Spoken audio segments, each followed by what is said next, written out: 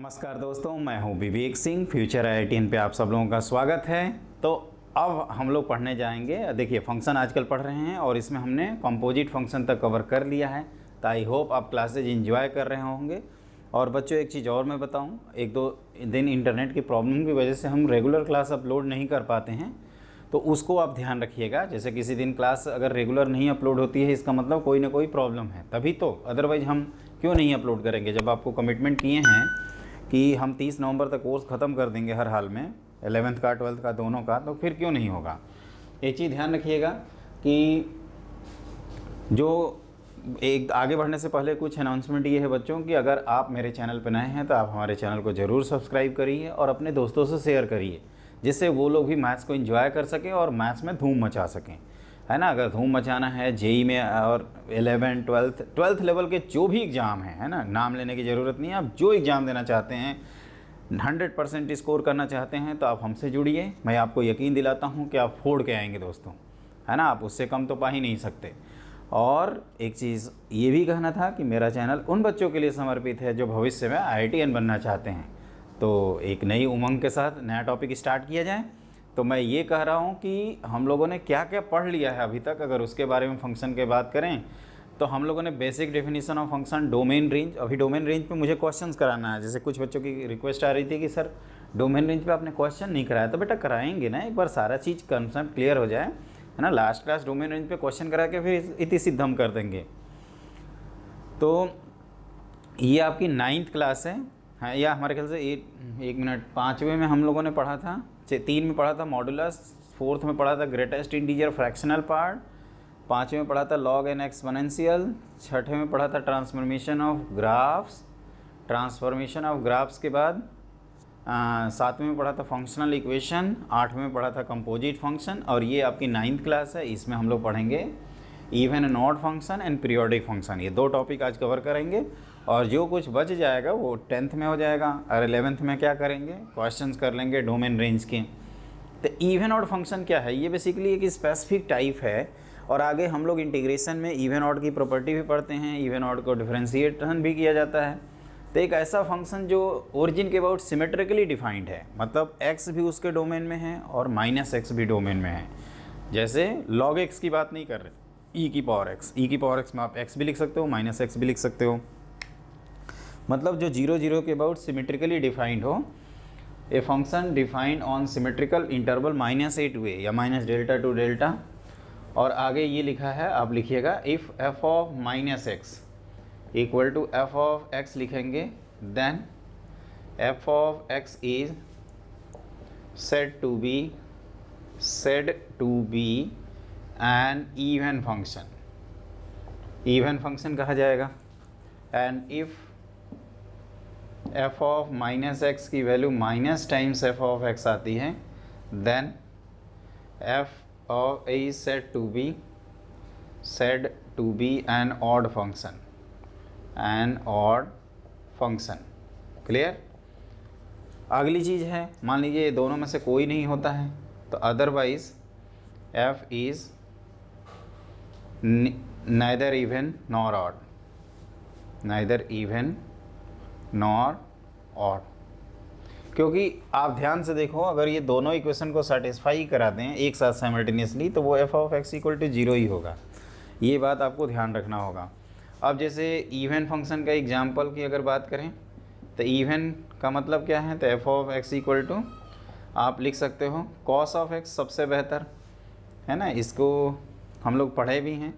cos of x का graph 11th class से ही पढ़े रहते हैं। और इसका जो ग्राफ बनता है, ऐसे आप हॉरिजेंटल लाइन बनाइए और ये इस तरह से बनता है, जैसा राइट साइड में वैसा ही लेफ़्ट साइड में, जो कि मैं ट्रांसफॉर्मेशन के टाइम बता रहा था कि x को अगर -x से रिप्लेस करते हो और फंक्शन पे कोई फ़र्क नहीं पड़ता है, इसका मतलब वो इवन फंक्शन है। और ऑड फंक्शन का एग्जांपल आप f of x equal to x³ को दे सकते हैं, कोई भी इस तरह का। तो जैसे ये ऊपर गया तो इधर क्या है, नीचे जा रहा है ना। ये ओरिजिन के अबाउट सिमेट्रिकल है, y इक्वल टू x³, और ये y एक्सिस के अबाउट सिमेट्रिकल है। और ये लाइन ध्यान रखना, ये रेफरेंस लाइन होती है ना। आप हमेशा ऐसे कर लाइटली बनाइएगा इसको। और ये -1। क्लियर? तो आप क्या करिएगा, कभी भी ये ध्यान रखिएगा आप लोग कि इवन ऑड से रिलेटेड कुछ आए ना, इवन ऑड से रिलेटेड, तो आपको सिर्फ इतना ही जानना है कि अगर x को -x से रिप्लेस करते हैं और उस फंक्शन पे कोई फ़र्क नहीं पड़ता है, that mean the function is the even function. और अगर x को -x से रिप्लेस करते हैं और विथ नेगेटिव साइन इंटायरली बाहर आ जाता है, तो उसको क्या कहेंगे, ऑड फंक्शन। जैसे x³ है, sin x है, tan x है ना, ये सब ऑड फंक्शन के एग्जांपल है। tan इनवर्स x है, ये सभी ऑड फंक्शन है। और इवन फंक्शन क्या है, तो cos x है, x² है, x⁴ है, mod ऑफ x है, v सिमेट्रिकली ओरिजिन के अबाउट रहता है। तो आप कह सकते हो कि जो इवन फंक्शन होते हैं उनके जो ग्राफ होते हैं वो y एक्सिस के अबाउट सिमेट्रिक होते हैं, और जो ऑड फंक्शन होते हैं उनके जो ग्राफ होते हैं वो ओरिजिन के अबाउट सिमेट्रिक होते हैं। और जो हमारा इन दोनों को फॉलो नहीं करेगा, ऐसे भी बहुत सारे इन्फाइनाइटली मैनी फंक्शंस एग्जिस्ट करते हैं, तो वो जो इनको फॉलो ना करें वो नाइदर इवन नॉर ऑड वाली कैटेगरी में चला जाएगा। यहाँ आइदर और नहीं करते, बोथ नहीं करते। बोथ में एक ही केवल y = 0 एक्स एक्सिस है, जो y एक्सिस के भी अबाउट सिमेट्रिक हैं और ओरिजिन के अबाउट भी सिमेट्रिक है। उसके अलावा जितने नॉन जीरो फंक्शंस होते हैं वो आइदर या तो इवन होंगे या ऑड होंगे, या तो नाइदर नॉर होंगे। तो इस बात को ध्यान रखिएगा, है ना। अब हमें क्या करना है, इससे रिलेटेड कुछ रिजल्ट्स लाना है ना। जैसे इसमें एक पॉइंट तो यही लिखवाएंगे कि the graph of even function is symmetric about y axis and the graph of odd function is symmetric about origin या अपोजिट क्वाड्रेंट।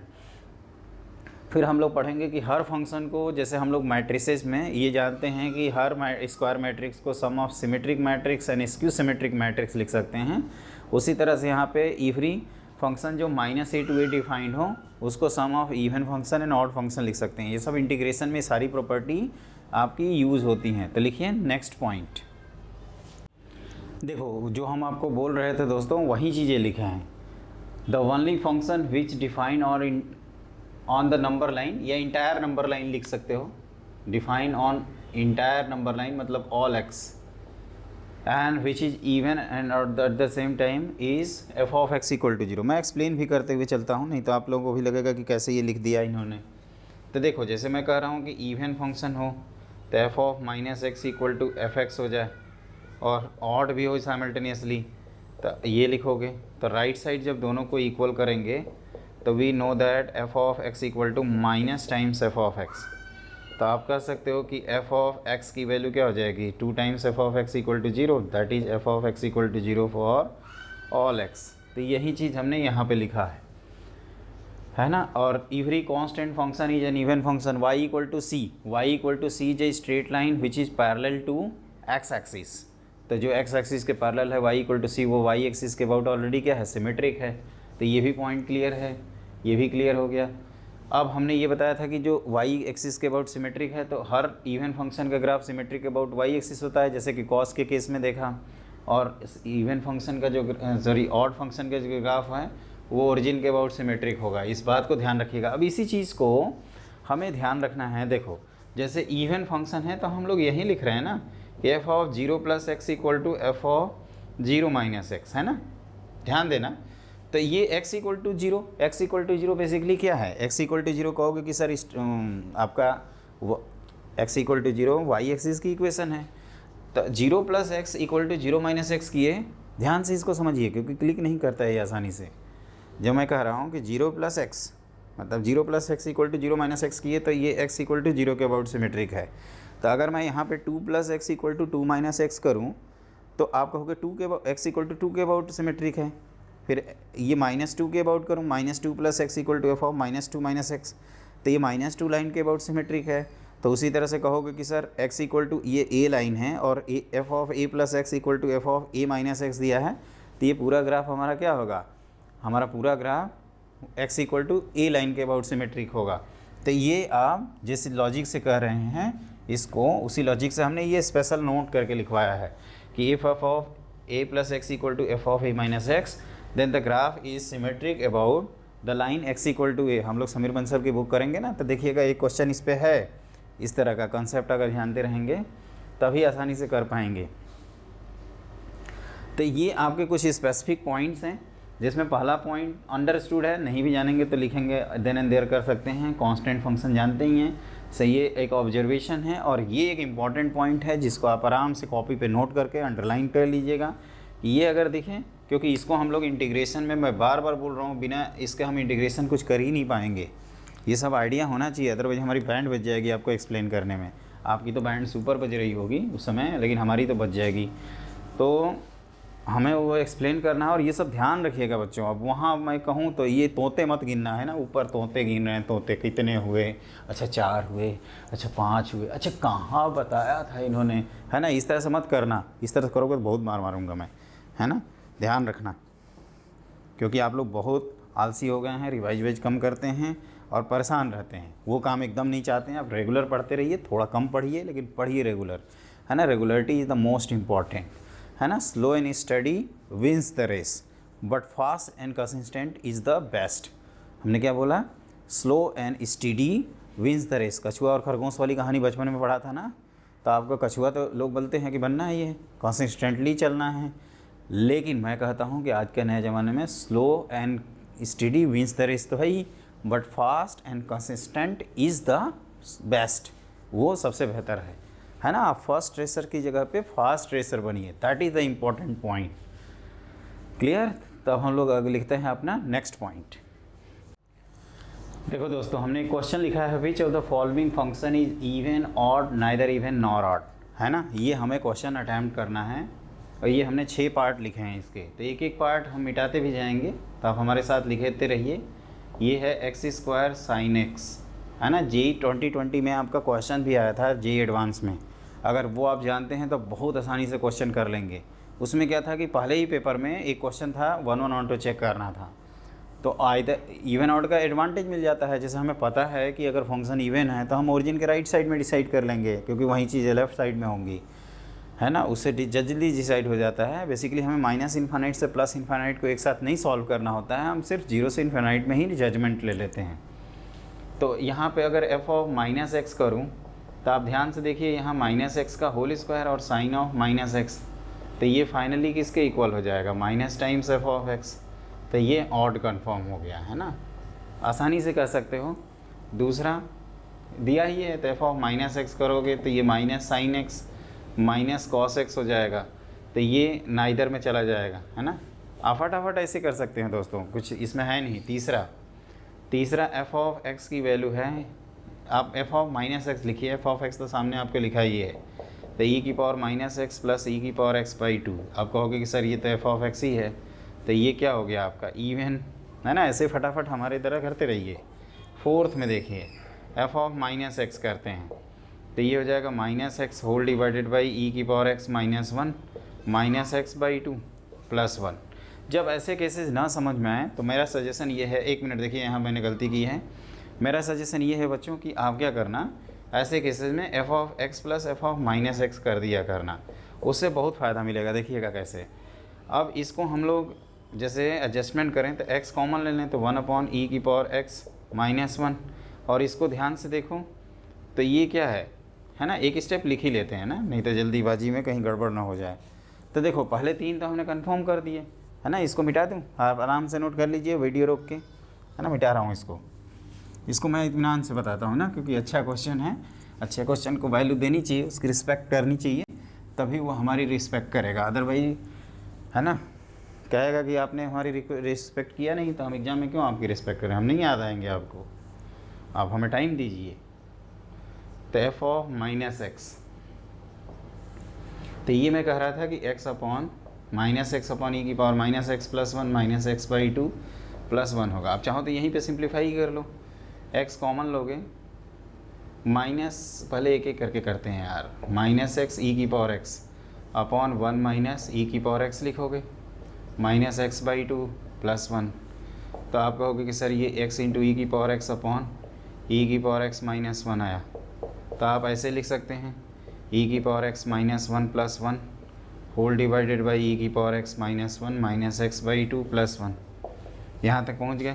तो आप इसको अलग अलग लिखोगे तो ये x हो जाएगा, प्लस x टाइम्स 1/e की पावर x -1 -x/2 + 1, है ना। तो ये x अपॉन e की पावर x -1 प्लस x/2 + 1, तो ये आप कहोगे कि f(x) के इक्वल आएगा। मैं ये कह रहा था, हाँ ये ज़रूर लिखिएगा आप, है ना, इसको मत भूलिएगा, ये +1 ये तो चलता ही रहेगा आपका। मान लीजिए नहीं क्लिक करता है, तो मैं आपसे ये कह रहा था कि आप क्या करिए, f(x) + f(-x) करिए। तो ये 2 f(x) अगर आता है तो हम लोग क्या कह देंगे, इवन। अगर f(x) + f(-x) की वैल्यू 0 आती है तो ऑड कन्फर्म हो जाएगा, और इसके अलावा कुछ और आता है तो नाइदर इवन नॉर ऑड। तो ये की भी टेक्निक काम करती है। ये देखो तो f(x) = f(-x) ही लिखे हैं, यहाँ f(-x) = माइनस टाइम्स f(x) ही लिखे हैं। तो इस तरह से ये एक बेहतर सा क्वेश्चन है ना। आराम से इसको नोट करिएगा बच्चों, जल्दीबाजी नहीं मचाना है, क्योंकि एक तो वैसे ही नन्हा मुन्ना टॉपिक है ना, ऊपर से हम लोग इसमें जल्दीबाजी मचाएंगे तो फिर तो हमारी बैंड बज जाएगी ना। ये अच्छे से नोट कर लेना, ये पूछा जा सकता है, एग्ज़ाम में पूछा जा सकता है, इंटीग्रेशन में आएगा, है ना। तो ये हमने बता दिया, 4 तक हो गए, 5वां 6ठा करते हैं। तो इसको हटाऊँ, तो इसको मैं हटा रहा हूँ। देखो ये मैनिपुलेशन है, आप कह सकते हो, थोड़ा बहुत तो आएगा ना, अदरवाइज़ क्या फ़ायदा। मतलब आप कह सकते हो कि कुछ तो पढ़ने का एडवांटेज मिलेगा, ऐसे ही लल्लू मल्लू क्वेश्चन आएंगे तो फिर क्या काम होगा। अब देखो 5वें क्वेश्चन में क्या है, ये दिया हुआ है f(x + y) = f(x + f(y), ये हमेशा डिफाइंड है। फॉर x y = r, तो x = y = 0, तो ये f0 = क्या मिलेगा, 2 टाइम्स f0। तो यहाँ से f0 की वैल्यू मिल जाएगी 0, है ना। अब हमें x को -x से रिप्लेस करना होता है, तो पुट y = -x, तो ये हो जाएगा f0 = f(x) + f(-x), और f0 खुद क्या है, 0 है। तो मैंने क्या बताया था कि f(-x) की वैल्यू यहाँ से माइनस टाइम्स f(x) आ जाएगी, तो यहाँ से f इज ऑड कन्फर्म हो जाएगा।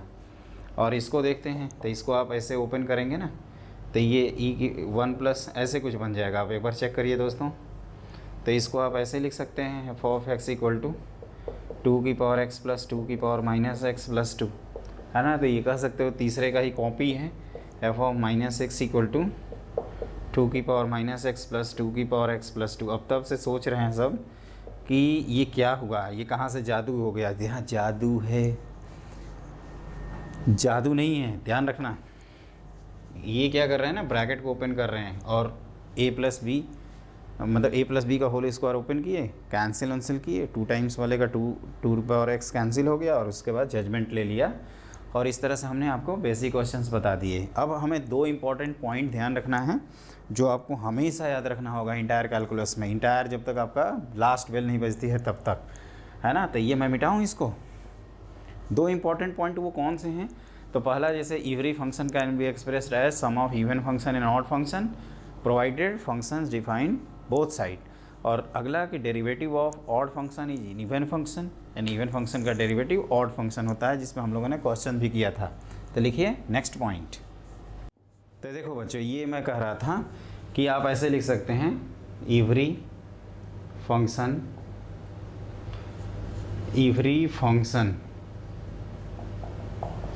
f(x) can be expressed as sum of an even function and an odd function। Clear, ये कैसे, तो f(x) = आप लिख सकते हो इसको f(x) + f(-x) / 2। क्लियर। देखो दूसरा, f(x) - टाइम्स f(-x) / 2। अभी भी देखा जाए तो ये टर्म कैंसिल हो गया, और f(x + f(x) 2f(x / 2 क्या हो जाएगा, f(x) ही आएगा। लेकिन इससे क्या हो जाएगा, ये इवन है और ये कौन है, ऑड है। बस ये ध्यान रखिएगा कि ये हम तभी लिख सकते हैं जब x और -x दोनों डोमेन में हो, है ना। उसको मैं नहीं लिखवा रहा हूँ, आप चाहो तो लिख ही लो, provided x and -x both are in domain of f, है ना। कुछ डर लगता है ना कि कुछ अगर मान लीजिए छुड़वा दें और वहीं पे रायता फैला है तो फिर तो गड़बड़ हो जाएगा ना। तो वो चीज़ हमें डर लगता है, इसीलिए मैं लिखवा देता हूँ प्रोवाइडेड, है ना। दूसरा ये है कि आप लिखो डेरिवेटिव, अगर फंक्शन डिफरेंशिएबल है तो डेरिवेटिव ऑड फंक्शन का डिफरेंशिएशन इवन होगा और इवन का ऑड होगा। Derivative of an odd function is an even function, है ना। ऑड फंक्शन का डेरिवेटिव इवन होगा। ये कैसे हुआ? तो देखो एफ ऑफ माइनस एक्स की value minus times f of x है, तो इसको डिफ्रेंशिएट कर दिया विथ रिस्पेक्ट टू एक्स, तो f dash of minus x into minus one equal to minus times f dash x. तो आप ध्यान से देखो, तो f dash of minus x equal to f dash of x, तो ये क्या हो गया? That is f dash is even, है ना। उसी तरह से अगला लिख लो, derivative of an even function is an odd function. इन सबको यूज़ करेंगे, ध्यान रखिएगा, केवल शौकिया नहीं लिखवा रहा हूँ मैं, है ना। तो एफ ऑफ माइनस एक्स की वैल्यू एफ ऑफ एक्स की इक्वल है, तो डिफ्रेंशिएट करो इसको, तो क्या होगा ये? F dash of minus x into minus one equal to f dash of x. तो यहाँ से f dash of minus x की value minus times f dash of x आ जाएगा, तो इस केस में एफ डैश क्या हो जाएगा? ऑड हो जाएगा। समझ में आया? तो ये ध्यान रखिएगा। जैसे मान लीजिए फंक्शन n टाइम्स डिफरेंशिएबल है, तो f अगर इवन है तो एफ डैश ऑड होगा, फिर उसका डबल डैश इवन होगा, तो odd even odd even odd even चलता रहेगा। जैसे अपने केजरीवाल भाई सब करते हैं ना, कि है ना, किसी दिन ऑड नंबर की पटरियाँ पे चलेंगी गाड़ियाँ, किसी दिन इवन पे चलेंगी। उसी तरह से यहाँ पे ऑड इवन करना है। क्लियर? ऑड इवन करना है, ध्यान रखना। जेई में भी ऑड इवन हो सकता है। क्लियर? आगे बढ़ जाऊँ? कुछ समझ में आया ना? तो देखो ये ऑड इवन की कहानी हो गई विवेक सर की जुबानी। अब इसके बाद हम लोग पढ़ेंगे पीरियोडिक फंक्शन। तो लिखिए नेक्स्ट पॉइंट। तो देखो दोस्तों, पीरियोडिक फंक्शन ये भी एक इम्पॉर्टेंट पार्ट है। ये पीरियोडिक फंक्शन का मतलब होता है कि अगर कोई फंक्शन का बिहेवियर कुछ इंटरवल के बाद रिपीट कर जाता है, मतलब सेम बिहेवियर शो करे, तो उसी को कहते हैं पीरियोडिक फंक्शन। जैसे इसका फ़ायदा क्या होता है पहले तो ये समझते हैं। तो जैसे हमारा साइन एक्स का ही एग्जांपल लें, तो हम लोगों को मालूम है कि सर्कुलर सिस्टम में जब हम लोग पढ़ते हैं तो साइन एक्स 2 पाई के बाद रिपीट करता है, कॉस एक्स भी 2 पाई के बाद रिपीट करता है, आपका tan एक्स पाई के बाद ही रिपीट करने लगता है, फिर कॉट पाई के बाद रिपीट करता है, फिर सेक और कोसेक आपके साइन और कॉस की तरह 2 पाई के बाद रिपीट करते हैं। और जो एक फ्रैक्शनल पार्ट है उसका भी रिपीटिशन होता है 1 1 इंटरवल के बाद। मैंने कहा भी था कि fractional part of x is periodic with period 1। तो इसका एडवांटेज ये होता है दोस्तों कि अगर हमें पता है कि पीरियोडिक फंक्शन है, तो आप क्या करिए, एक ही स्पेसिफिक इंटरवल में उस ग्राफ को या उस फंक्शन के बिहेवियर को एनालाइज कर लीजिए। समझिएगा इस बात को।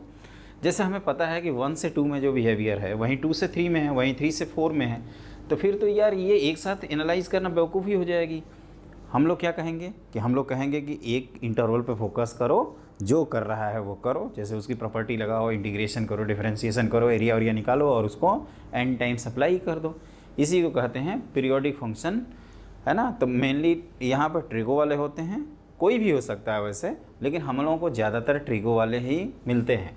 और दूसरी चीज़ कि फॉर्मल डिफिनीसन क्या है ना। तो a function f of x is called periodic if f of x plus T equal to f x, provided ये दोनों डोमेन में होना चाहिए। जैसे, और जो स्मॉलेस्ट वैल्यू ऑफ टी है, कैपिटल टी पॉजिटिव होता है और कांस्टेंट होता है, उसको कहते हैं फंडामेंटल पीरियड या सिंपली पीरियड। जैसे आपसे कहा जाए, यहाँ मैं लिखता हूँ फंक्शन और उनके अगर टी लिखा जाए, तो जैसे कि मैं आपको बता रहा था कि यहाँ पे टी लिख देते हैं। तो जैसे साइन है, कॉस है, जो हम लोगों को पता है, टैन है, सॉरी साइन और कॉस का, और सेक और कोसेक, जो बेसिक आपको याद होने चाहिए, ये क्या होते हैं, तो इसके पीरियड होते हैं 2 पाई, है ना। अगला tan x, अब इनकी पावर भी कुछ कर सकते हैं, जैसे इनके इवन पावर कर दें तो पाई हो जाएगा। tan x के बाद क्या होता है, cot x, है ना, जो हम इंटीग्रेशन में इसकी प्रॉपर्टी समझाते हैं, mod of sine x, mod of cos x, तो इसके पीरियड क्या हो जाएंगे, पाई। और तीसरा हम लोगों को एक ये भाई साहब रहते हैं, इनका याद रखना होता है 1, है ना। तो ये होते हैं पीरियड। अब जैसे हमें देखो दोस्तों, इसका बारे थोड़ा हम और एनालिसिस करते हैं। जैसे x + 2π हम लोग जानते हैं कि ये sin x होता है, क्लियर। साइन ऑफ अगर मैं पूछ लूँ कि x + 4π कितना होगा, तो आप कहोगे फिर से sin x होगा, तो यहाँ तो पीरियड 4π बोलना चाहिए। साइन ऑफ x + 6π अगर लिखूँ तो आप कहोगे अगेन sin x होगा, तो पीरियड क्या लिखना चाहिए 6π। लेकिन यहाँ क्या होता है, जो smallest positive value of t होता है ना, जिसके लिए रिलेशन होल्ड करे, उसी को कहते हैं फंडामेंटल पीरियड। जैसे आप लोग फंडामेंटल फ्रीक्वेंसी पढ़ते हो ना, साउंड वेव जब पढ़ते हैं, और ट्यूनिंग फॉर्क वाला experiment, open and close and वाला, तो उसी में fundamental frequency first overtone second overtone ऐसे पढ़े हो। एग्जैक्टली उसी तरह से यहाँ पे है ना। अगर जो स्मॉलेस्ट वैल्यू ऑफ t है, जिसके बाद ये सर्टेन इंटरवल के बाद रिपीट कर जाए, उसी को कहते हैं फंडामेंटल पीरियड या सिंपली पीरियड।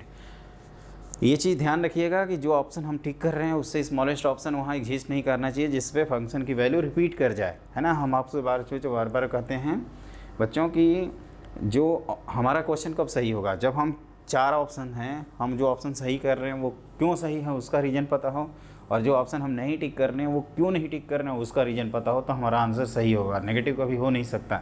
आप लोग क्या करते हो, बी पॉजिटिव करते करते, और जहाँ जो चीज़ें गलत हैं उसी में जाके एक्सपेरिमेंट करने लगते हो। नहीं, ये गलत है। आपको क्या करना है, उसके साथ साथ क्या नहीं करना है उसका भी पता होना चाहिए एग्ज़ाम हॉल में। अदरवाइज़ नहीं करना है, उसी पे एक्सपेरिमेंट करेंगे और पहुंच जाएंगे कहीं और, है ना। तो ये आप नोट कर लीजिए, ये सब आराम से कॉपी वॉपी पर लिखिएगा, थोड़ा सुंदर लगेगा, रिवाइज करते समय मज़ा आएगा, फील आ जाएगी आपकी, है ना। तो अब मैं लिखवाता हूँ, लिखिए नेक्स्ट पॉइंट। देखो बच्चों, ये 2 इम्पॉर्टेंट रिजल्ट है जिसको आपको हमेशा ध्यान रखना है। पहला तो ये है कि if f of x has period, ध्यान से समझिएगा, capital T, then f of ax + b has period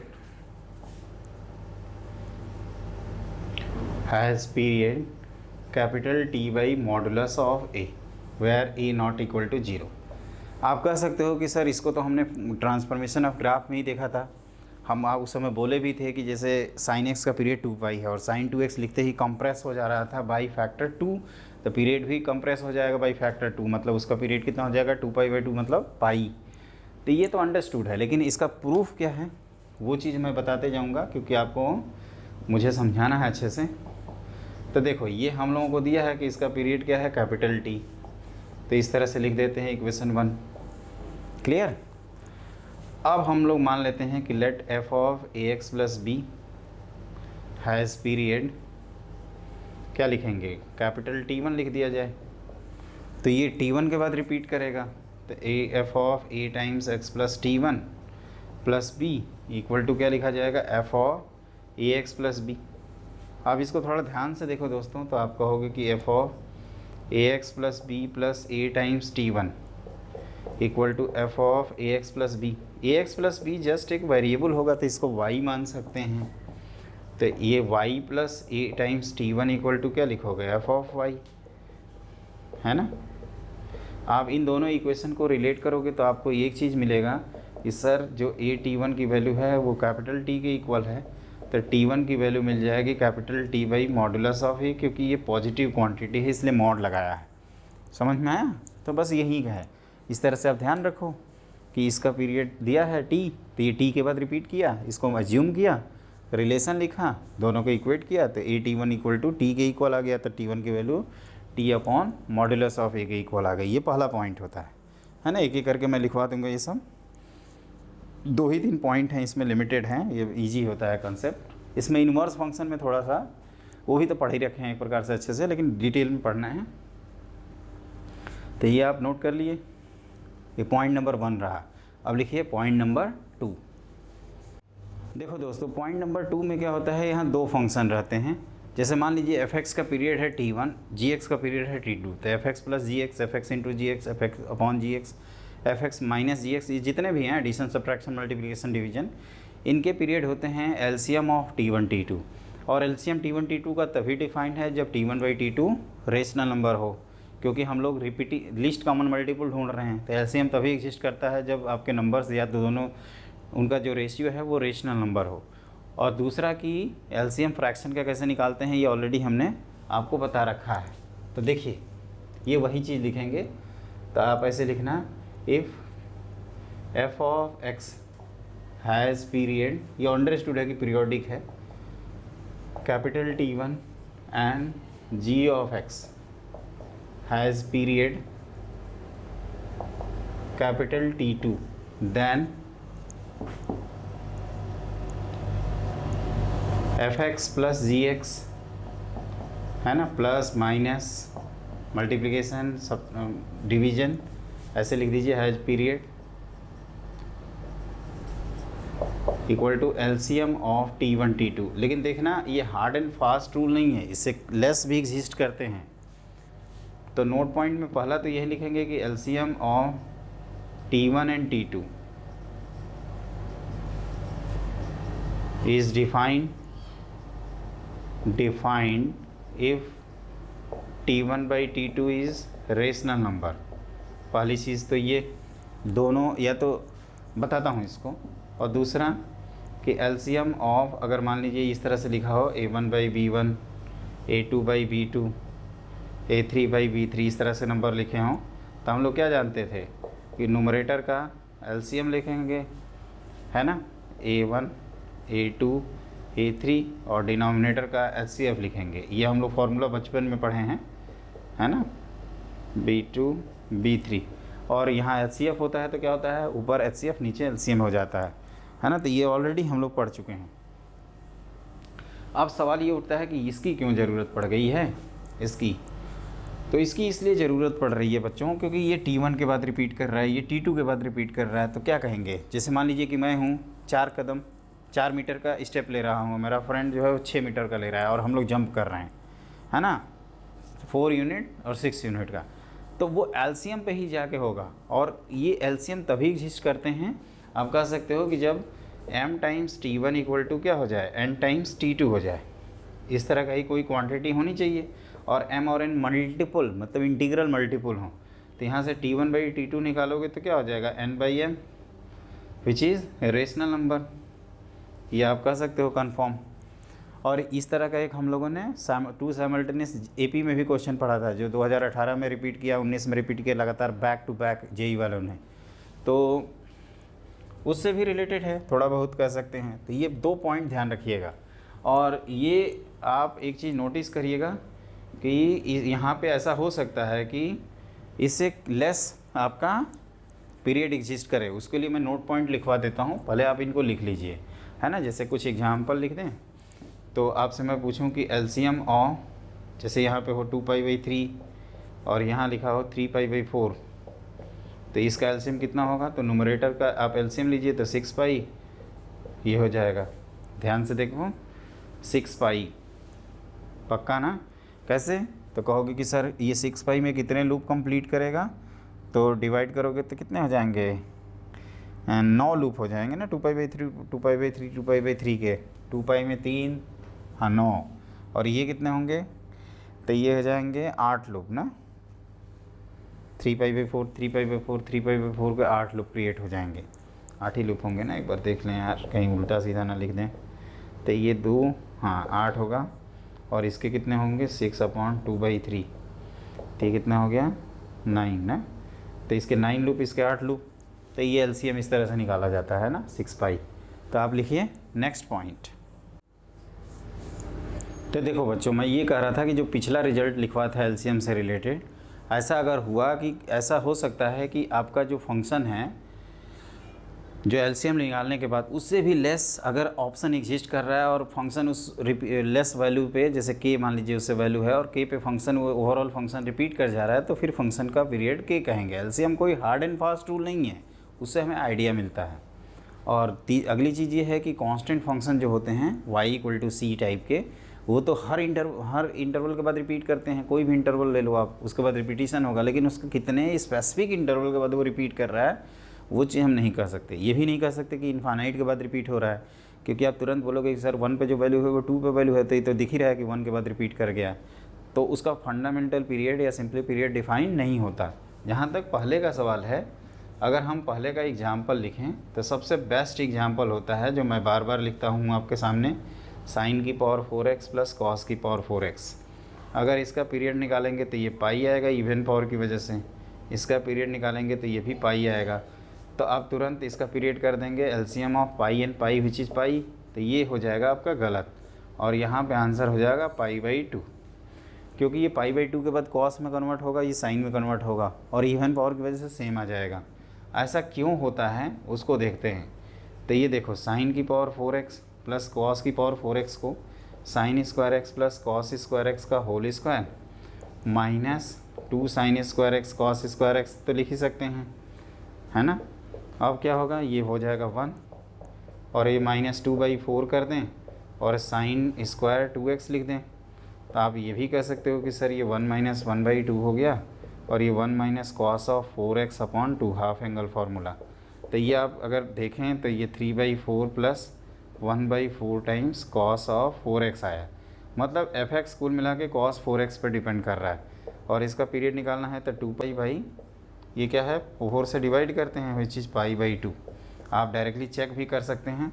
तो ये बेसिकली क्या हुआ कि एक दूसरे में ये एक्सचेंज हो जा रहे हैं, है ना, ये एक्सचेंज कर ले रहे हैं एक दूसरे को एक हाफ इंटरवल के बाद, इसलिए ऐसा हुआ। अब पाई/4 गेस करोगे, देखो जैसे हमने पाई आंसर एलसीएम वाले मेथड से निकाला, और पाई से लेस भी ऑप्शन अगर नहीं दिए हैं तब तो उसको टिक करके आप निकल जाओ, लेकिन अगर उससे भी कम ऑप्शन दिए हैं आप जो भी क्वेश्चन सॉल्व कर रहे हैं तो फिर आपको क्रॉस चेक करना होगा, क्योंकि LCM is not an hard and fast rule. और अगर T1/T2 की वैल्यू रेशनल नंबर नहीं आएगी तो फिर वहीं पे कह देंगे overall function is not periodic या एपीरियोडिक भी बोला जाता है। इसको भी ध्यान रखिएगा, नॉट पीरियोडिक को एपीरियोडिक ए लगा दिया जाता है सिंपली, है ना। यहाँ पे एक ए लगा दिया जाएगा नॉट पीरियोडिक में, तो ये ध्यान रखिएगा। ये स्पेशली एग्जाम्पल को आप नोट कर लीजिए। एक और एग्जाम्पल लिखना चाहें तो mod of sine x plus mod of cos x लिख सकते हैं। ऐसे बहुत सारे एग्जाम्पल हैं, तो ये हम लोग लिख लिए। अब थ्योरी कंप्लीट, अब कुछ क्वेश्चन करते हैं। तो लिखिए अगला पॉइंट। तो देखो बच्चों, आगे बढ़ने से पहले जैसे मान लीजिए कि कई सारे एग्जाम्पल तो हम लोग करेंगे पीरियोडिक फंक्शन के, लेकिन एक सवाल ये उठता है कि सर हमें कैसे पता चलेगा कि गिवन फंक्शन पीरियोडिक है कि नहीं। तो आपका अगर अननोन फंक्शन आ गया, बाई चांस वैसे रेयर है कि आएगा, तो आप क्या करिएगा कि पीरियड को कैपिटल टी मान लीजिएगा, f(x + t = f(x) लिखिएगा। क्लियर। तो वहाँ से कैपिटल टी की वैल्यू निकालने की कोशिश करना। अगर वो कांस्टेंट आ जाता है, इंडिपेंडेंट ऑन x आता है, तो हम लोग कहेंगे कि फंक्शन अपना पीरियोडिक होगा। और अगर by chance capital T x पर डिपेंड करने लगता है या कांस्टेंट नहीं आता, तो हम लोग कहेंगे कि फंक्शन मतलब वैसा तो पीरियड लाएंगे नहीं जो x के साथ साथ चेंज हो। फिर कहोगे यार कैसे आप कह रहे हो कि एक सर्टेन इंटरवल के बाद रिपीट करेगा, ये तो गलत हो जाएगा आपका स्टेटमेंट, है ना। तो वो चीज़ का ध्यान रखेंगे। और कंपोजिट फंक्शन के लिए कोई हार्ड एंड फास्ट रूल नहीं है, आपको चेक करना पड़ेगा। जैसे ये हम जानबूझ के 2 एग्जांपल दिए हैं। f(x) की वैल्यू sin x पर डिपेंड कर रही है, क्योंकि साइन से डिफाइन हुआ है cos, लेकिन ये भाई साहब माइनस और प्लस को पचा लेते हैं। तो स्टार्टिंग में तो हम लोग ये आंसर लिखेंगे, लेकिन पता चला ये गलत हो जाएगा और ये आंसर सही हो जाएगा। उसको क्रॉस चेक करने के लिए आप क्या करिए, f(x + पाई) लिख दीजिए। तो ये क्या हो जाएगा, cos of sine of x + पाई, है ना। तो ये cos of minus sine x which is cos of sine x, cos of sine x which is f(x). तो ये उससे एग्जिस्ट कर रहा है, लेकिन यहाँ पे आप देखोगे तो ये 2π ही होगा, क्योंकि ये माइनस को पचा नहीं पाएगा। ये अपना बुद्धू बनाया गया है। तो इसका पीरियड कितना होता है, 1।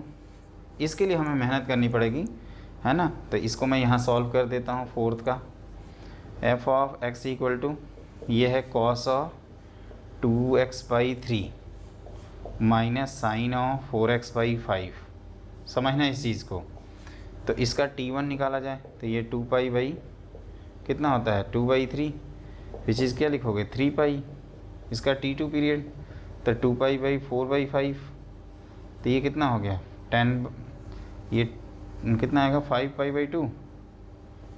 तो T1/T2 निकालो, क्योंकि रेशनल होगा तभी आगे बढ़ेंगे, अदरवाइज ब्लॉक कर देंगे।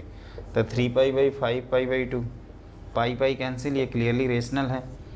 तो t निकाला जाए तो एलसीएम ऑफ ये 3π/1 लिख दीजिए, और इधर 5π/2 लिख दीजिए। 3π और 5 पाई का एलसीएम 15 पाई, और 1 और 2 का एलसीएम 1 और 2 का एचसीएफ 1। तो ये आंसर आ जाएगा। ध्यान से देख लो अच्छे से। और ये तो डायरेक्टली कर सकते हैं, है ना। यहाँ तो T 2 pi whole divided by ये बुद्धू बनाया गया 1/5, मतलब ये कितना आ जाएगा 10 पाई। अच्छे से नोट कर लीजिए। दो जगह आपको समस्या हो सकती है। कंपोजिट फंक्शन के लिए कोई रूल नहीं है। रूल हम तभी लिखवाएंगे जो आप कहीं भी लगा सकते हैं। वो रूल नहीं कि क्वेश्चन के हिसाब से रूल चेंज हो, तो फिर कहोगे कहाँ है का रूल। रूल तो आपने लिखवाया है तो होना चाहिए क्वेश्चन। वहाँ पर आप 2 कह रहे हो 2 पाई, और यहाँ पे पाई। क्या मजाक बना रखा है आपने। तो मजाक ये है बेटा कि ये कॉस है, ये माइनस को एडजस्ट कर लेता है। ये भाई साहब साइन है, ये माइनस को एडजस्ट नहीं कर पाते हैं, है ना। अगर हम एफ ऑफ यहाँ पे कोशिश करें कि f of x plus pi लिखें, तो ये sine of cos of pi minus हो जाएगा ना। तो ये तो पूरा फंक्शन में चेंज कर देंगे यार, तो फिर कैसे काम चलेगा बताओ। ये तो ये आ गया, हम कहाँ रिपीट करने जा रहे थे। तो ये तो गलत हो गया ना। यही मैं समझाने की कोशिश कर रहा हूँ। आप लोग थोड़ा थोड़ा करिए, मेरे ख्याल से एंजॉय कर रहे होंगे। एंजॉय करने का मतलब ये होता है बेटा कि आप इसको नोट करो, एक बार फिर से पढ़ो, नहीं समझ में आए वीडियो को दोबारा देखो, है ना। क्योंकि यही सब है। थ्योरी में भी आप किसी बुक को पढ़ोगे तो यही सब मिलेगा आपको कहीं भी, है ना। जो बेस्ट कंटेंट है वो हम आपको दे रहे हैं। अब उससे ज़्यादा बेस्ट भी अगर एग्जिस्ट करता है तो आप लोग ज़रूर पढ़िए, हम मना नहीं कर रहे हैं, लेकिन ये ध्यान रखिए। क्लियर। अब आप लिखिए नेक्स्ट क्वेश्चन। देखो दोस्तों, एक इस तरह के स्पेसिफिक प्रॉब्लम्स आते हैं। Consider those function f such that satisfy f of x plus 4 plus f of x minus 4 equal to f x for all real x. मतलब हर रियल एक्स के लिए ट्रू है। आगे लिखा है any such function is periodic, मतलब इस तरह के जो भी फंक्शन होंगे जो सेटिस्फाई करेंगे वो फंक्शन पीरियोडिक होंगे। And there is least common positive period P for all of them, the value of P is given by. 4 options लिखा हुआ है। तो ऐसे क्वेश्चंस करने का एक तरीका होता है। हमारा ऑब्जेक्टिव है ना, ऑब्जेक्टिव जिसको ऑब्जेक्ट वो कहते हो ना एम लैब में, तो ये यहाँ तक पहुँचना है और इस वैल्यू को हमें रिपोर्ट करना है। क्लियर। तो मतलब इसको पी चाहो तो लिख दो। तो देखा जाए तो f of x plus 4 plus f of x minus 4, है ना, इसकी वैल्यू कितनी दी हुई है एफ ऑफ एक्स। ये इक्वेशन नंबर 1, इसी में रिप्लेसमेंट करेंगे। अब हम लोग क्या करते हैं, एक्स की जगह एक्स प्लस 4 रख देते हैं। तो ये हो जाएगा f of x plus 8 plus ये f of x equal to ये एफ ऑफ एक्स प्लस 4 होगा। देखिए अब इनको ऐड कर दीजिए। तो ऐड करने से ये भाई सब कैंसिल हो जाएंगे, ये कैंसिल हो जाएंगे। तो f of x plus 8 plus f of x minus 4 की वैल्यू क्या हो जाएगी 0। ये 2 हुआ है, ये 2 और ऐड करके 3 बनाया। अब इसमें क्या करेंगे, x की जगह x प्लस 4 अगेन करते हैं। तो ये x plus 12 plus f of x equal to 0, ये 4 हो गया। फिर एक बार x की जगह x प्लस 12 कर दो। तो f of x plus 24 plus f of x plus 12 equal to 0, 5। अब इन दोनों से देखो 4 और 5 से, तो आप सब्ट्रैक्ट करोगे तो एफ ऑफ एक्स प्लस 24 की वैल्यू आपको मिल जाएगी। क्या मैं कह रहा हूँ, सब्ट्रैक्ट करोगे तो एफ ऑफ एक्स प्लस 24 की वैल्यू एफ ऑफ एक्स की वैल्यू के इक्वल मिल जाएगी। और यही हमारा कौन है, पी है। लेकिन आप सोच रहे होंगे सर क्यों कैसा कर रहे हैं, क्योंकि हमने बताया ना हमारा ऑब्जेक्टिव यहाँ तक था। अब कैसे लाओगे, तो देख रहे हैं x minus 4 x plus 4 related है, तो एक्स की जगह एक्स प्लस 4 कर दिया। फिर दोनों इक्वेशन को साइमल्टेनियसली एक नया इक्वेशन क्रिएट कर लिया और इनको साइमल्टेनियसली सॉल्व किया, तो ये आया। फिर एफ ऑफ एक्स तक जाना था, तो इसको एक्स बनाने के लिए एक्स की जगह एक्स प्लस 4 रखा, तो ये एक्स प्लस 12 आ गया। लेकिन फिर देख रहे हैं कि ये इक्वल होता है, यहाँ प्लस साइन है। कई स्टूडेंट इसी को भी मग लेते हैं कि जो आंसर रहता है उसका डबल होता है, लेकिन मैं मंगवाऊँगा नहीं। फिर यहाँ पे एक्स प्लस इसको हटाना चाहते हैं, तो एक्स की जगह एक्स प्लस 12 रखा। फिर जैसे ही सब्ट्रैक्ट किया हम इस इक्वेशन पे पहुँच गए और आंसर लास्ट ऑप्शन कर दिए। और इस तरह से आपका ये टॉपिक कंप्लीट भी हो गया पीरियोडिक फंक्शन का। तो दोस्तों आज की क्लास में हम लोग इवन फंक्शन, ऑड फंक्शन के बारे में पढ़े हैं। उसमें स्पेसिफिकली 2 पॉइंट की हर फंक्शन को आप इवन और ऑड के टर्म्स में लिख सकते हैं, प्रोवाइडेड वो सिमेट्रिकली ओरिजिन के अबाउट डिफाइंड हो। और डेरिवेटिव ऑफ इवन फंक्शन का ऑड फंक्शन का derivative even function, periodic function, LCM वाला रूल, f of a x plus b, और जो मैंने बताया था कि अननोन फंक्शन आपका पीरियोडिक है नॉन पीरियोडिक है, उसके लिए आप टी मान लीजिए, एफ ऑफ टी को पीरियड, और उसको सॉल्व करते जाइए। और उसके बाद क्या करिए, अगर टी कांस्टेंट आ जाता है तो कहेंगे फंक्शन पीरियोडिक है, और अगर कांस्टेंट नहीं आता है, एक्स पे डिपेंड करता है, तो नॉट पीरियोडिक है। तो अब देखिए एक क्लास और बचेगी, 2 क्लास और रहेंगी। एक अगली क्लास है उसमें हम आपको इन्वर्स फंक्शन पढ़ाएंगे और जो बाकी कुछ बचा कुचा है उसको, और लास्ट जो क्लास होगी उसमें डोमेन रेंज के क्वेश्चन कराएंगे। तो टोटल 11 क्लास हम असाइन कर रहे हैं फंक्शन का। आज ये 9th क्लास है, इसके बाद 2 क्लास और रहेगी, है ना। 11 में फंक्शन का काम तमाम। और जो हमारे 11th के स्टूडेंट अगर देख रहे होंगे तो मुझसे सजेशन है कि आप पूरा देखें। और बच्चों मैथ्स में कुछ करो यार, फोड़ो, है ना, मैं आपके साथ हूँ हमेशा, है ना। वो अपने अंदर कहते हैं ना उत्साह जगाओ, जील पैदा करो कि फोड़ना है फोड़ना है फोड़ना है, और हमारे साथ बने रहिए। आपसे रिक्वेस्ट है कि आपके जितने दोस्त हैं उन सब से हमारा चैनल सब्सक्राइब करवाइए। आपके सपोर्ट से ही हम सब कुछ हैं, और मुझे आप ज़रूर हेल्प करेंगे, सपोर्ट करेंगे, प्रमोट करेंगे। इसी के साथ मिलते हैं दोस्तों। अगला टॉपिक रहेगा इन्वर्स फंक्शन, उसके बाद बेसिक चीज़ें, और लास्ट में हम डोमेन और रेंज के क्वेश्चंस करा देंगे, फिर ये ख़त्म हो जाएगा। जल्दी ही मिलते हैं। Have a great day.